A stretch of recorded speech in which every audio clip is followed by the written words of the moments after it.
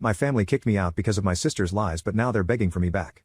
I was 21 when my fiancé asked me to marry him. He was the absolute light of my life. We had known each other since preschool, our families are very close. He would come and have dinner with us on a daily basis and vice versa. He doesn't have any siblings, but I have two older sisters. Which is very important as he was also very close with them. We grew up together. When we started dating, I don't think our parents stopped celebrating for weeks. He helped me deal with a lot of my anxiety, and even when I gained a little weight and my mother berated me saying he was going to leave me, he told her off and said he loved me for who I was, not for what I looked like, even though he claimed I was the most beautiful girl in the world to him. We were only engaged for 6 months before the incident.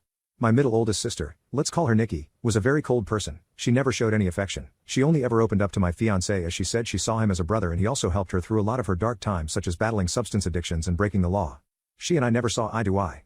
I loved her dearly because she was my sister but didn't like her as a person.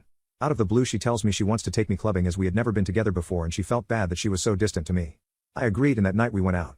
Clubbing wasn't really my style, but once I had a few drinks, I loosened up a little and began having fun. The night was going smoothly until Nikki spotted a guy across the room whom she claimed she wanted to climb like a tree. She walked over to him and within a few minutes she was back and she had a sour expression on her face. I asked her what was up, but she never said anything. I kept pressing because I didn't want our night to be ruined. She then told me the guy didn't want her number but he wanted mine instead. I told her he was a loser and there were plenty of guys around who would kill to be with a girl like her. She didn't budge though. She told me she needed to use the restroom and then we would leave. I waited for an hour. During this time I was sipping on a lot of different cocktails. I then started feeling really dizzy and lightheaded. I figured I'd just cab it home as I was certain Nikki had left. On the way out though, I bumped into a friend of Nikki's whom she had briefly dated.